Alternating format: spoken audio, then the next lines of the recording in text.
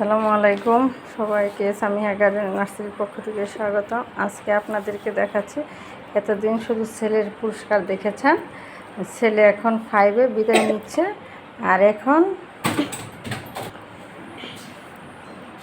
এখন মেয়ের প্রাথমিক বিদ্যালয়ের লাইফ শুরু। দেখেন, সে কিন্তু অলরেডি 4টে পেয়ে গেছে।